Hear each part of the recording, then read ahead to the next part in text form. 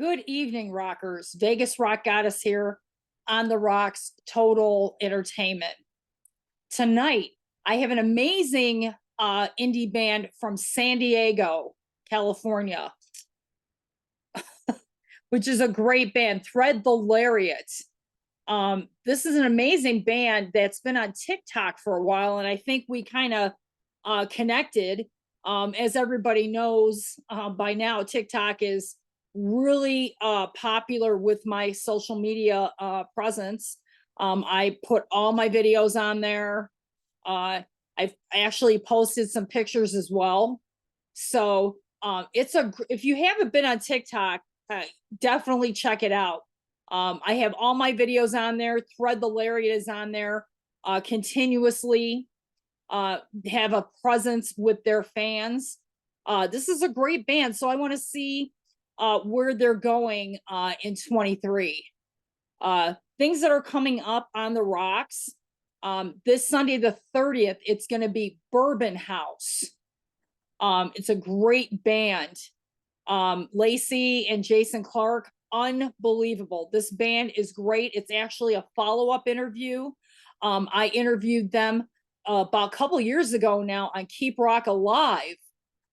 They are grinding it, so it'll be great to reconnect with them as well. We have Anthony Corder from Tora Tora making an appearance on the Rocks. That will be Sunday, May 7th. So you'll be hearing more about future guests. That's what I've been doing behind the scenes, is booking some amazing interviews for you guys to hop in on and just see what's up with these bands. So definitely like and subscribe because I have a lot coming up. I do appreciate all the follows, all the comments that you send me, all the DMs. I really appreciate it. I know it comes from the heart. Thank you so much. We're going to get the party started here in just a minute. We're just waiting for Thread the Lariat to kind of hop on. So we're just going to sit here and wait a minute. This is recorded, as you all know. So, we can kind of sit back and relax a little bit and talk rock and roll. Vegas has been really super busy these past couple weeks. There are some great shows coming up right here in Vegas. We have the Bullet Boys coming back to Vegas this coming Friday, the 28th. They will be playing Vamped Nightclub right here in Las Vegas. They will be coming to us live. We haven't seen them in quite a while. I'll be talking to Mark and the rest of the band. Fred Aching, the drummer for that band, is also the drummer for his own band, Dead Groove, as well as Kings of Thrash. If you haven't checked out Dead Groove, or you haven't checked out the Kings of Thrash, definitely check them out on Spotify.com. And they also have videos available as well on YouTube. They have their own designated channels. So great bands. I interviewed Dead Groove a few weeks ago. Fred is one busy drummer. So I'll be glad to see him next Friday night right here in Las Vegas. So yeah, we're just sitting here kind of waiting for Thread the Lariat to come on. Hope everybody's having a great weekend. The weather's been great here in Vegas, finally starting to warm up here. You think it's been kind of on the cool side. So we're glad to see some of those warmer temperatures coming up. So super excited. I also have a lot going on as well. The Kings of Thrash are doing a huge tour of Australia.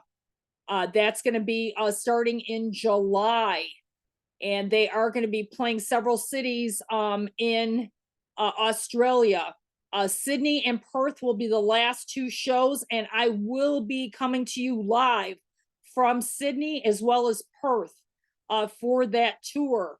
So stay tuned for more information to come on those shows. The pre-sales for the meet and greets have already almost sold out. So this is one amazing tour. Okay, here we go.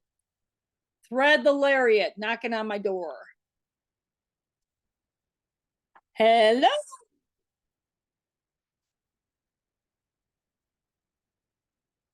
All right. All right. We got Doug Bell coming in. What's up? Hey, how are you? Chilling. How you doing? Great. It's great to have you on the rocks. As you well know, I've been blowing you guys up on Twitter and TikTok. So yeah, it's great to finally meet you guys. Hell yeah, dude. Thank you. Really appreciate you fucking throwing it out there. Sorry. Am I allowed to curse on Yeah, here? you're fine. You're fine. We're on YouTube. All right. Love it. Yeah. Fucking shit. But get that out of the way. No, I really appreciate you just blasting us out. It's awesome. Yeah, and I'm really excited to hear the backstory on your band. I know you're from the San Diego area, correct? Yeah. Me and this guy, Colin, Hi, born Colin. and raised San Diego. Hey, what was your name? Carol, Vegas Rock Goddess. Carol. Colin, good to meet you. Yeah, Dougie and I grew up together in San Diego, and we were just playing music, writing songs in high school, and then eventually we decided we wanted to have a real band, so we started finding other guys to play with, and that was the start of it. Who's the guy behind you? This is Oscar. I'm sorry, this is our drummer. Hey. I'm like, he's got to be somebody in the band. How's it going, Oscar? He just keeps the studio clean. Awesome. Okay, yeah. I've been listening to your guys' stuff all week. So let's dig in. Let's talk about, so you kind of were saying that this band started what, in 2018? Is that correct? Yeah. Right about that. Okay. And you've had several albums out, several songs, I should say. And I was listening to some of your stuff today. Like one that came up was the new song Head Case. Yeah. Tell us a little bit about that song. So that's it's a trippy song, right? So I've been writing, like I said, Colin and I have been kind of collaborating for years and years and years. So we have bits and pieces of songs that just kind of either evaporate or turn into something. And that was one of the ones that actually turned into something. And it just came about musically. And then Colin, there was actually a major event in my life that I told Colin about, and he took it over lyrically and actually made it into what you guys are listening to as Head Case. It's actually a pretty heavy subject. I don't want to drag anything down, but No. It's a gnarly song. So if you actually look at the lyrics and read through it, it's pretty intense. But yeah, that's just one of those right place, right time situations where I had the music kind of done and Colin was already thinking along this line, and it just kind of coalesced to, what you hear. It's a really prolific song. I mean, I actually listened to it a couple times. And yeah, it's definitely intense. Hey. It's a great song though. Thank you so much. Yeah. It's not what we kind of intended. I think when you have a song like that, you don't really know where it's going to go at first. And to be honest, I didn't know because how we usually write things is I'll take care of the music, a lot of it at least. And then, he'll come in with the vocals and the lyrics and the melodies. And he let me know that he's writing this thing about something personal in my life, because it was, something that was rife and just really, it lent itself to good lyrics. And then he let me know, and I was just like, yeah, go for it. And then when he showed me what he had done, I was just like, yeah, that's awesome. Fucking crazy. Yeah. I mean, throughout your life, you're going to come into situations, and lyrically, when you put it on paper and somebody kind of transcripts it for you, I think it's an honor that he did that for you, because you're definitely going to help someone else that might be going through the same thing. Yeah, it's and I'll let him. I know I'm speaking a lot on this No, that's subject, but okay. it was a really intense moment in my life when it happened, and I had shared it with him because we've been best friends for years and years and years. And when he started writing about it, I kind of I saw what was happening, and I didn't say anything, but then he told me, and I was just like, yeah, that's absolutely cool because you're crystallizing something that I really couldn't put into words. I put it Right. into a couple, chords, and in my head it was something, but he kind of made it something that everybody could, kind of latch on to, right? Right. And I think rock and roll itself, that's what I like about your band. You have a really solid rock foundation, and you connect with your fans. You connect with the people on social media.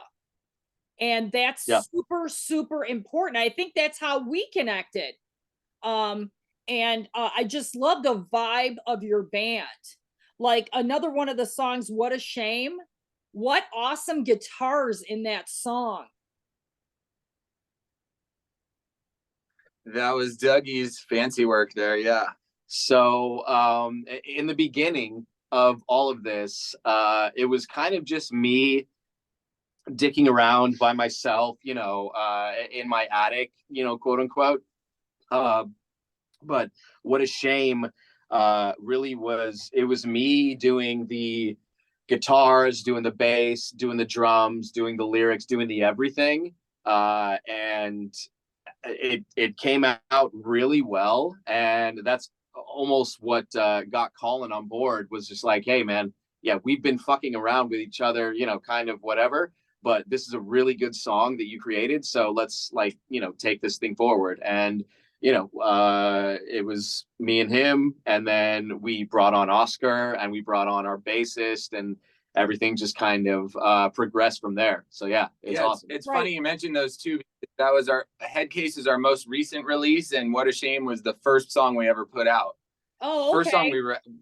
we released as our band, and kind of sparked the motivation to like really put together a real And band. which some people say is our best thing, right? Isn't that how it goes? And it's kind of funny because I think even when you look at the evolution of all our songs, it's still one of our best. Yeah, and it's funny because I saw your video today. Oh, cool. Hell yeah. Which one? Yeah, I want to talk a little bit about that. That's the one that you have the most views on YouTube. It's the most recent one. Head Case is the most recent one, but Yeah. the one prior to that was a song called Shots Fired. Shots Fired. That we were really liked the video for as well. Yeah, so I don't know this had the live footage. I think it was probably for Head Case. But okay, yeah. Yeah, I mean, it really showcases what your band is all about. And I thought the video was really well done. Yeah, thanks. You guys Actually, plan- that video was Oscar's brother helped. Abraham Quintero is a film guy out of LA, and he did that video for us. He shot and edited that video. That's really great because it, like I said again, it really showcases your band. Your vocal style, your guitar style, the drums. I was just really impressed with the overall feel of that video. But let's talk about I want to kind of let's go back a couple of years. March 15th, 2020. Okay. All right. This is what I always have this conversation because I think it's very important. Yeah, that was we took a step back that day. Right. So the reason why I'm bringing it up is I really feel that you have a story to tell, okay, from what happened and how it affected your band. So let's just briefly talk about it for a minute here. Yeah, we had some really good momentum going at that time. We had some of the best shows set up that we'd been working really hard to get booked through our local radio station here in San Diego, 91X. And I'm assuming you're talking about when the pandemic hit. Yes. Right. And so I was holding out hope till the last minute as they slowly announced, like, okay, venues with 1,000 people, you can't have events. Venues with 500 people, you're shut down. And then I was like telling you guys, I was like, well, that's a 250 person venue. Like, we're still going to have the show because it was like March 28th or something like that. Yeah. They canceled our show and everything else we had booked. Well, we had everything canceled, right? I mean, you obviously know you had a live shows, so everything got shut down. And that happens on a macro level, right? So everything gets shut down and everybody's experiencing it the same way. You know, we can't go to shows anymore. That's something that's universal. But as for our band, we actually went through a lot of kind of inner turmoil because we didn't know, is it safe, whatever, like everything was really kind of touch and go. And we had a guitarist at the time who's actually no longer with the band, but all of this stuff, like I want to say, devolved when we were in this lockdown situation, because I think, to be honest with you, he was maybe going through something on his own that we really didn't know about. So there was a lot of stuff that just, kind of matriculated and made it difficult. But in the end, I think we're a better band now for all of that stuff. Right. And that's kind of what I want. That's why I wanted to bring it up, because I was interviewing bands all the way through pandemic.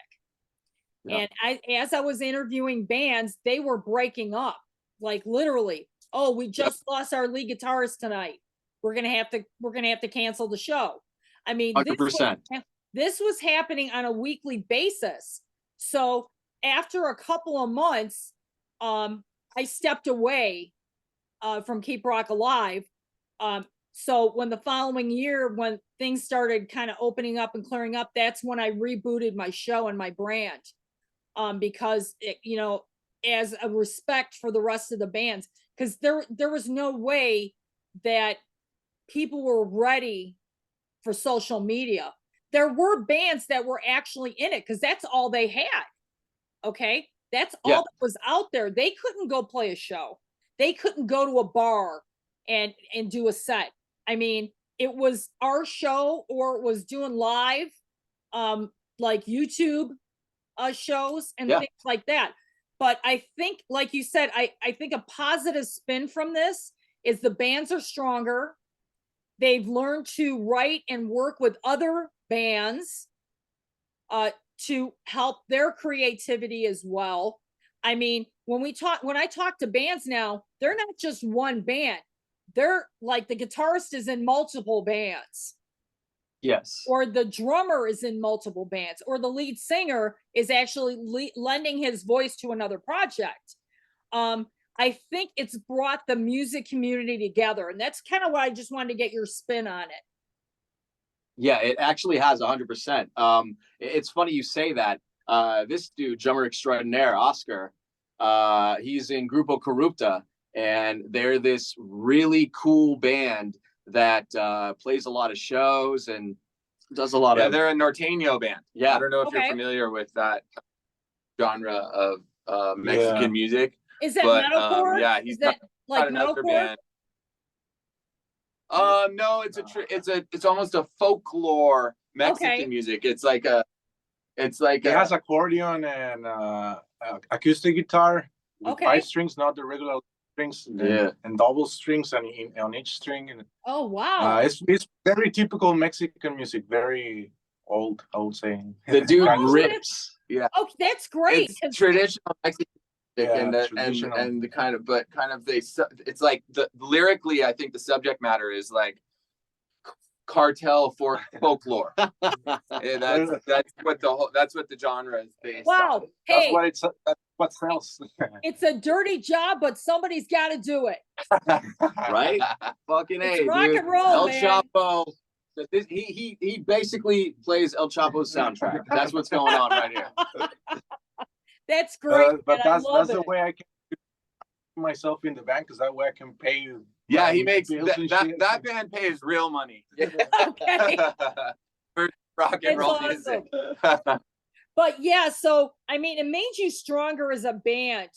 Now, like, what are you guys currently working on? Are you guys currently working on a EP? Yeah, actually. So we just at the end of the year, last year, this dude went in to the studio and laid down 3 tracks, bam, bam, bam. And it's a couple new ones and a cover that we're working on, an In Excess cover, Don't Change. And we're kind of finalizing, crystallizing all of that right now. And we're about to release our new song Epilogue. Can I even say this? I'll throw it over to Colin because Okay, you know he runs the show here. I want the scoop on this song right now. Yeah, so we have a new song called Epilogue that's going to come out in June, and we're really excited about it. We definitely think it's one of our best, although we say that every time. We say it every time. But of course. Yeah, so we have that one. That one's coming out in June. We got 2 more that are really closely behind that.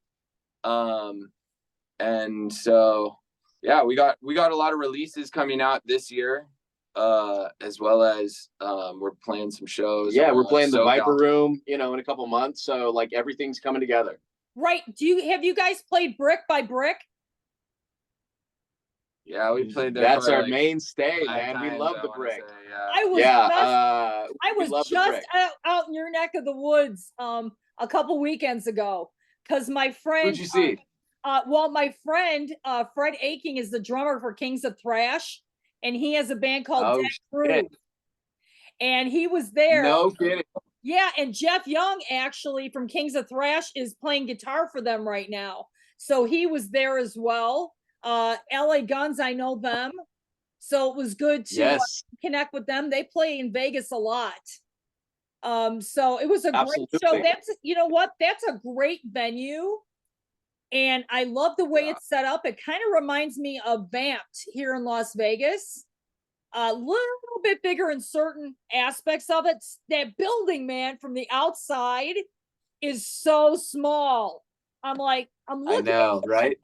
When I pulled up, I'm like, okay, man, I don't know what's going on here, but I got to see the inside of this place. So yeah, so I was just there for the day for the show, with Jeff, and then Jeff lives here in Vegas.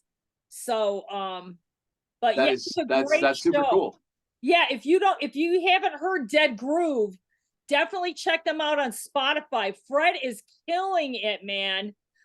He's actually drumming for the Bullet Boys now as well. Shit. Yeah, Fred is getting ready to do one of his biggest tours. The Kings of Thrash are going to Australia for a set of 5 shows. Wow. And I'm going to be going to the last 2 shows in Sydney and Perth. So it's going to be an amazing tour. Have you been to Australia before? No, this is my first time. Oh my God, I'm jealous. It's a hell of a time. I want to go to Australia. I know. It show's going to be great. But yeah, so hell yeah. Brick by Brick was my first taste of San Diego rock and roll. Yeah. Okay. Well, I mean, you actually got probably the most honest introduction that you could have gotten, because Brick by Brick is a legendary staple out here, and it basically caters to hard rock, fucking punk rock, just everything kind of rock. There's a ton of other venues, but Brick by Brick has made its name by catering to the kind of underdog bands, and they put us on early and often, and we love that fucking place. Yeah, that place is killer.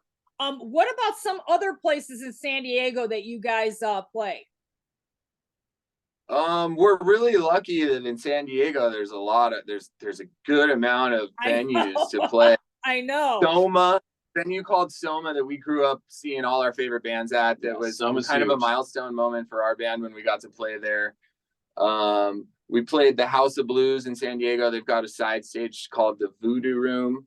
Yeah, that was pretty cool. And then there's, you know, we've played all the dive bars, the Bancroft, the Soda Bar, Till Two Club. Till Till Two Club's actually one you got to watch out for. We played the Hard Rock Cafe. It's a really cool club. So it's this kind of, it's almost like a tube bar, you know, like just straight and narrow, and the sound is fucking amazing. And you know, we didn't really know about it at first. Like, you know, you play all these fucking clubs, and the stage is you know 2 feet wide, and my ass is in Oscar's face, and it's just like, what the fuck are we gonna do? But like, some dude took a video of us, and it sounded fucking amazing. So what we're gonna do is, you know, kind of go back there and really blow it up. But yeah, there's a ton of just good clubs out here, you know. Right. Because I would really love to see your band get out of San Diego. No offense, but I'd like to see you guys come to Vegas. We're coming to Vegas this summer. As soon as you tell us we can sleep on your couch and tell us where it's gonna be kind of hard in a 2-bedroom condo. No, but, just joking. But we saw a band recently called Wheelchair Mosh Pit. Wow. I don't know if you're familiar, but I have heard of them. They're a punk band from Vegas, and we were talking about coming out this summer to hopefully play a show with them.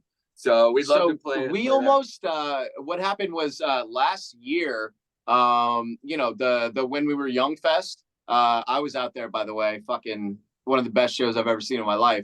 But there was the When We Were Hungry kind of going on adjacent, and we were gonna play that show, but like timing wise, like we couldn't really work it out, so it just didn't end up happening. But we were about to play, you know, a pretty substantial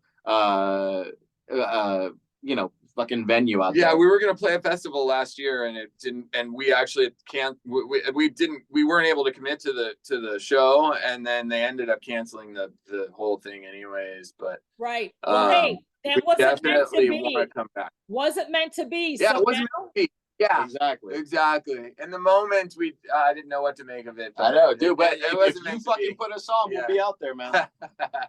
No, but for real though, the wheelchair a wheelchair mosh pit.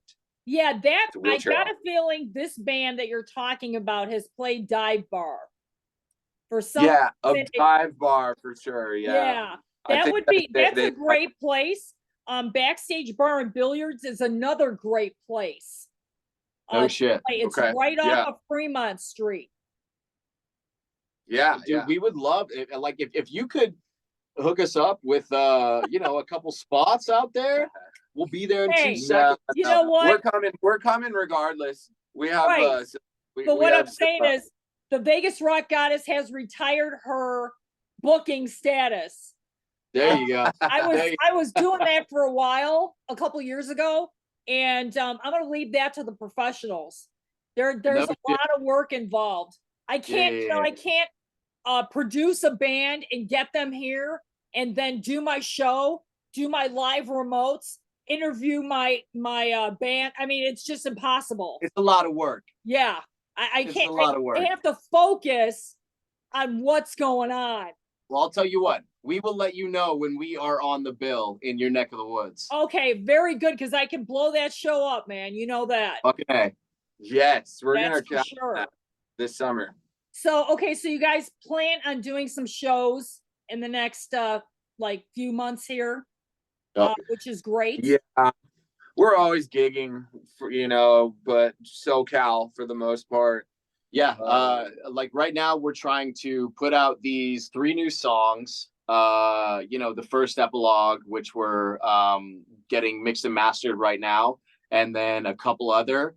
We actually let this dude take the wheel, and he wrote a song that's really fucking cool, old school punk rock, you know, think Green Day, circa 1999. It's a really cool song, but we've got a lot of interesting stuff that's coming out. So the focus is on recording right now, and maybe producing a couple videos, but always in the back pocket is just how can we play more shows and get more exposure. So we're Right. always gigging around. We've got a show at the Viper Room, a staple in LA on the Boulevard there, coming up in the next month, and we'll just take it from there. Yeah, I mean, Viper Room is still a great, viable source for bands. Huge. I heard what they're gonna do to that place, though. I don't know if you've heard. I've heard. Okay, they're gonna make condos out of the building itself, but they're gonna preserve the Viper Room. I know. They're gonna sell it to another so-called company that's gonna take it over. Really? So we're gonna play before that happens. Yeah. Yeah, but we'll see if that actually goes That's down. pretty It's cool. there's a lot of wheels. It's funny you bring that up, being out there in Vegas, but it's a situation where there's so many people involved that, like, until it actually gets done, Yeah. I don't believe it, you know? Yeah, and I know a lot of people in the business. So I've heard several stories, but so far this one is credible. So we'll see if it actually happens. Vegas Rock Goddess knows a lot of people. So just saying. Yeah. Just saying. But respect it, yeah. But anyway, so yeah, I mean, I can't wait to see you guys play live. I think that's really where you shine, especially Doug. You shine, man. You know what I mean? Yeah. I appreciate it. What is he saying? I love to talk about. Really, we're way heavier live for sure. Right, that's what I I'm will saying. say, when you see our live set, we come across like way much heavier live, I feel. And I do a lot of kind of improvising when it comes to the live shows. So when we're recording, I think, like any band, it's very measured. And Colin and I are in here in the fucking laboratory, making sure our vocals are just so, and all of that. And I think that benefits the actual records when we put them out. But live, I can kind of take my bra off, so to speak, and just let it all hang out and fucking throw down. That's the whole point. I will throw out my vocals. Yeah, right. Because I'm riffing on a ton of stuff, and I think sometimes it doesn't work, but when it does, it makes me really fucking happy. Yeah. Right.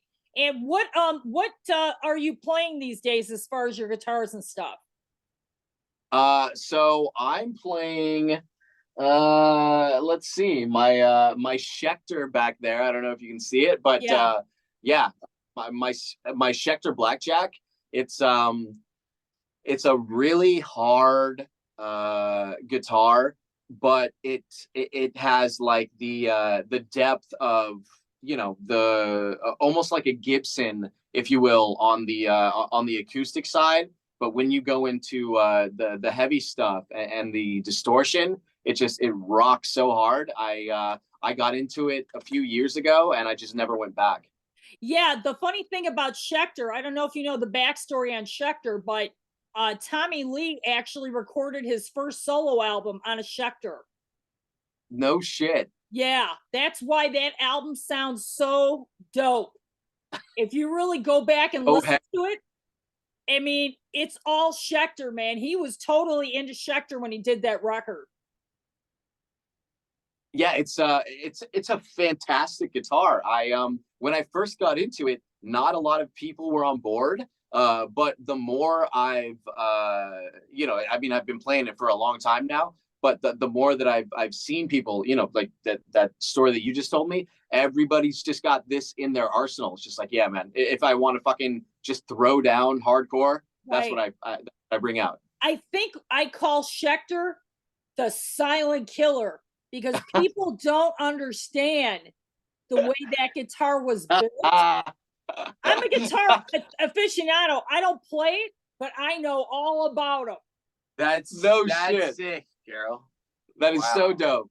Yeah, it is. It's a ripper. That thing will get you when you least expect it. Yeah, Silent Killer is a perfect name for it. Yeah, because when you pick up that guitar, people don't know this, but a Schecter is really light. It's almost like Yes. a hollow body guitar. It exactly is. Yeah. I played, a few, the aforementioned Gibson, and people play a PRS, but I mess around with a ton of different shit. But when I pick that thing up, it's just so fucking light, and live, really, it's my favorite. It's my go-to. Yeah, it's amazing the sounds that come out of that. Yeah. Okay, so I'm going to ask everybody what their influences are. What's your influence musically?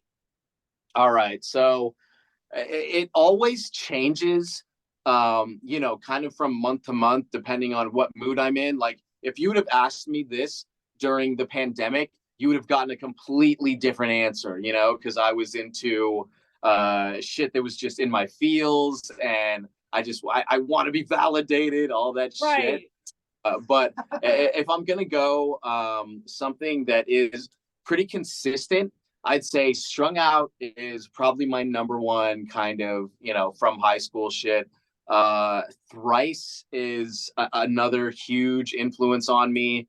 And I will say AFI, like vocally, I love Davey Havoc, and also Bon Iver, musically and just artistically, is one of my favorites.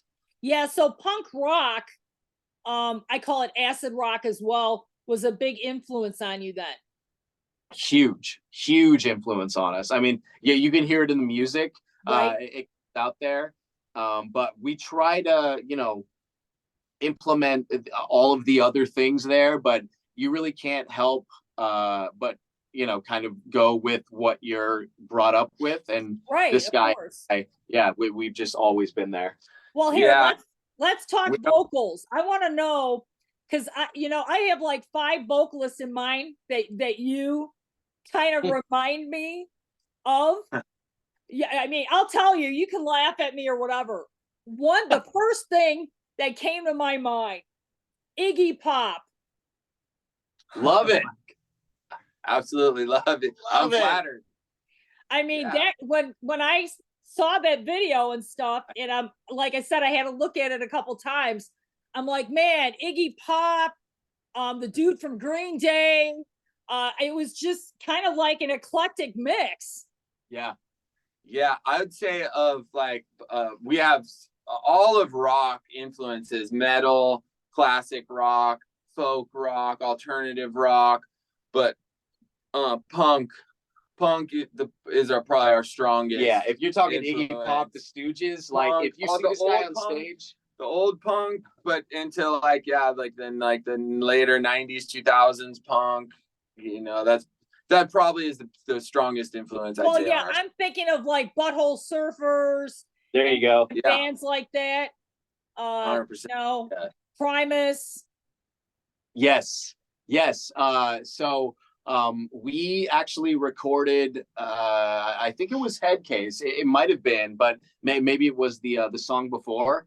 But the producer actually said this dude was a spitting image for Billy Corgan of Smashing Pumpkins, like that high register, very kind of weaselly. I'm not saying exactly. Yeah, and but I was stoked on when fucking compliment, right?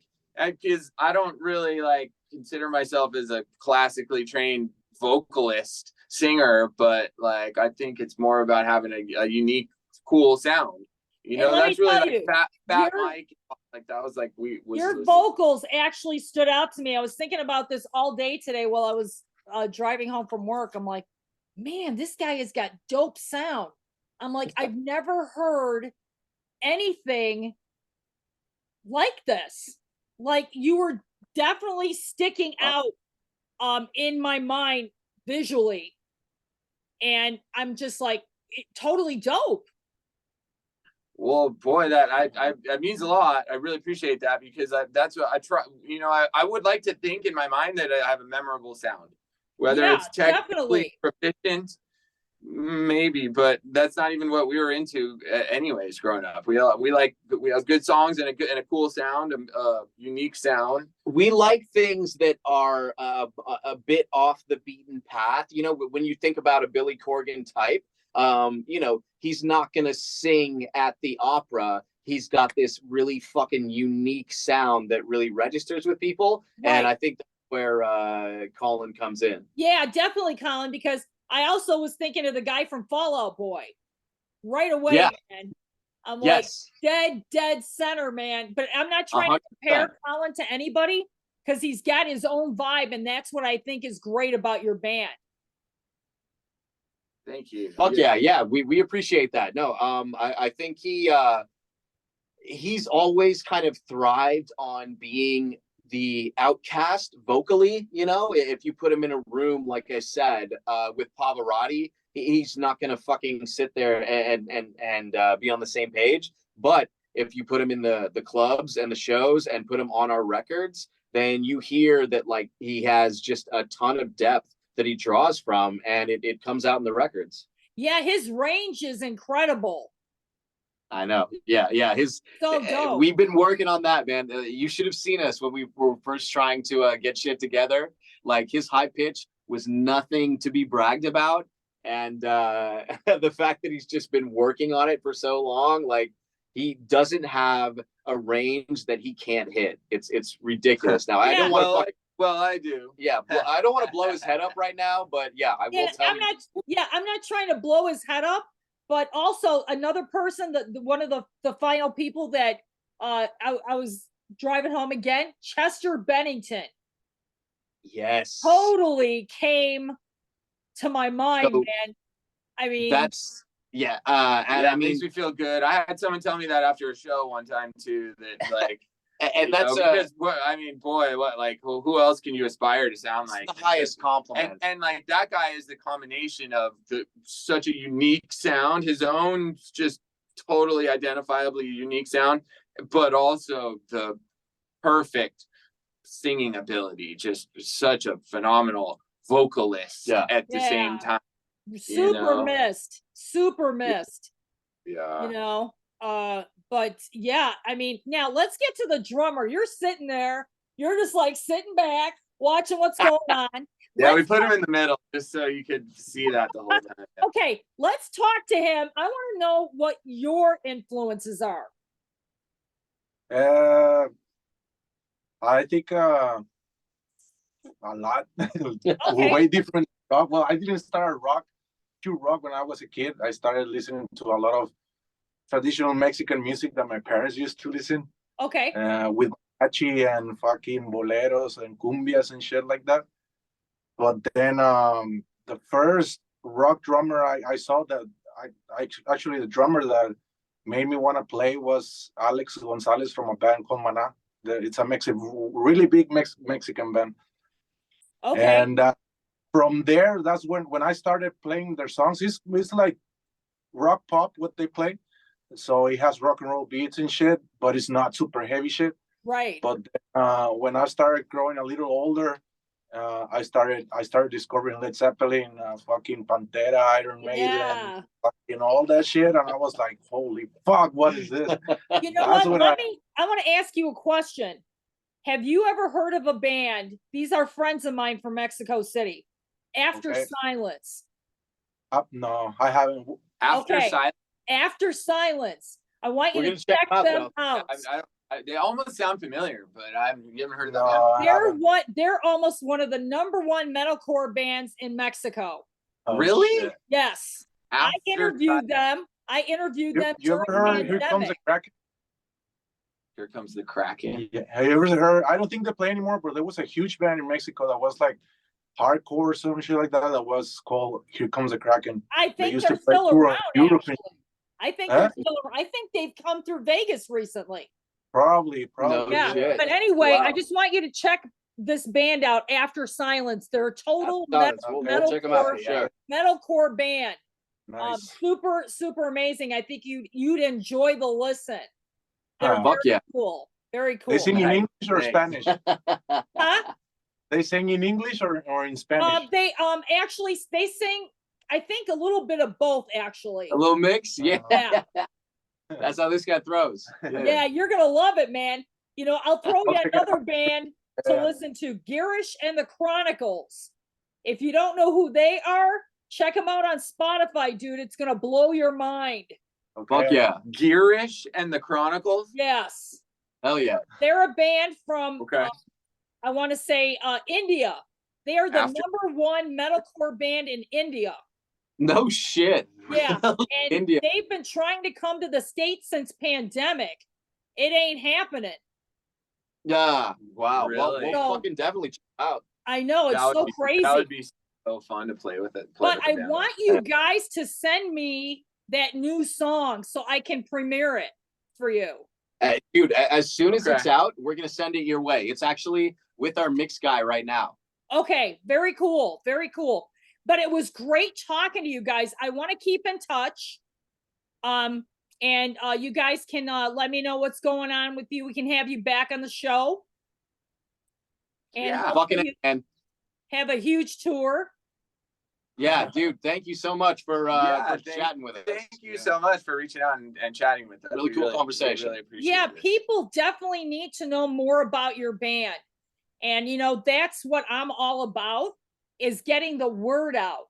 If they That's don't right. know who Thread the Lariat is, they need to get on Spotify. Fucking right, dude. Thank you so much. Yeah. Damn straight. We are gonna give you every single exclusive going forward. Okay, awesome. That's great. Well, you guys take care, and I'll be in touch soon. Okay. Fucking right. Sounds Thank good. you very much. Thank Have a good you. night. Late.